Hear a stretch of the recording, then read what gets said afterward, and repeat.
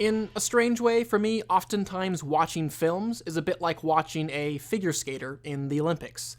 Both performances have such unique abilities to pull me in and affect me emotionally, often creating unparalleled feelings of tension and nervousness. In figure skating, for example, the longer that professional athlete performs their routine perfectly, the more nervous I get, to the point that by the time they reach that final triple axel, I can barely watch. And so it also can be in a really, really good film, a film like American Animals. After 5 minutes of this film, I was locked in. After 20, I was on the edge of my seat, and an hour in, I was regularly holding my breath, and by the film's finale, well, I could barely contain myself. And really, that heightened feeling of tension was just one of the many elements that played into my complete enjoyment and emotional investment in American Animals. The most obvious reason for the success of this film was writer-director Bart Layton and his extremely unique style of storytelling. Already an accomplished documentary filmmaker, he decided that on this narrative film, he wanted to do something more distinctive than the quote-unquote conventional based on a true story film. He actually wanted to have, in American Animals, interviews with the real-life individuals intermixed into the rest of the recreated narrative. A decision that honestly had just as high of a likelihood of falling flat on its face as it did succeeding.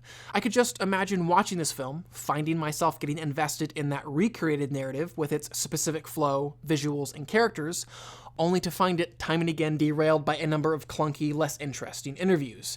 But Layton's decision to include those interviews turned out to be one of this film's finest creative decisions.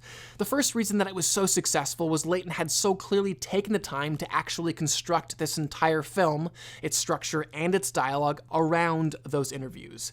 That meant that every time he cut to them, not only were the transitions seamless, they felt utterly necessary. And this was done so well, there were a number of moments that I really found myself hoping they would cut back to those interviews, just so I could get to hear the real-life individuals comment on what was happening. Secondly, those interviews just lended to this film's very unique energy and style, and because that style wasn't one I was used to, I ultimately found myself paying that much more attention to what was unfolding on screen. And thirdly, something else that the inclusion of those interviews added, often in fittingly painful ways, was just some incredible tension. Of course, a huge part of that tension also came from the stellar directing and editing on display, Layton just knowing how long to draw back that narrative bow before letting loose the arrow. He never rushed anything that should not have been, understanding that often the most interesting part of a story is the calm before the storm.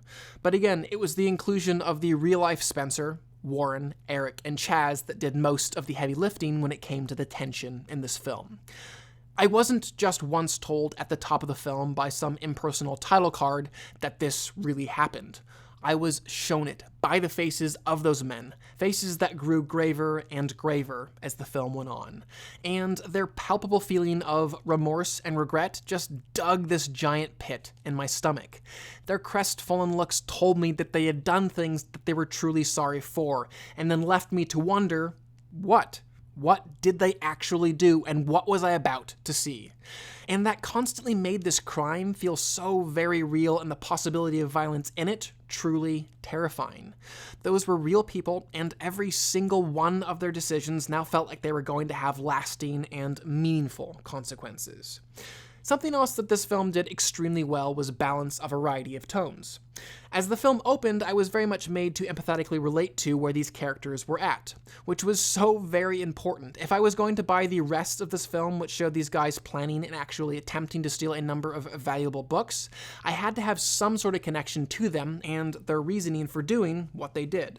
And that was given, which I will openly admit did partially come through our similar ages. And I think much of my generation could just relate to a lot of their feelings of inadequacy and this restlessness for something that we, correct or not, believed was always promised to us. Purpose, meaning, and significance. And that sincere, dare I say, angsty tone then perfectly segued into this fun, sometimes over-the-top heist film. The characters hilariously and pathetically turning to the only place that they knew to figure out how to execute this crime. Films. There was something so energizing, light, and so very humorous about these guys trying to plan a real-life robbery by referencing Ocean's 11 and Reservoir Dogs. But then, right when we'd gotten settled into that tone, the film took this perfect turn, reminding us that this actually happened and should be viewed as deadly serious. The fun and games were stripped away, and we were made to realize that real lives hung in the balance. The visuals themselves certainly aided in those shifting tones. Though always cohesive, the way that Layton changed up the camera movement and lighting in different sections of the film just kept it varied and ever visually in line with what was happening in the narrative.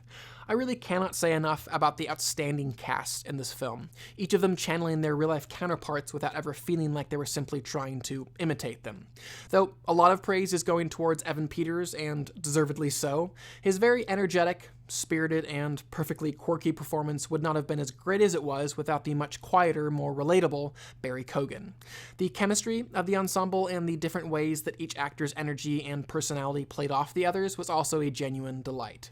If there was any one thing to complain about with American Animals, I would say it was just that it actually went on for maybe 10 minutes too long.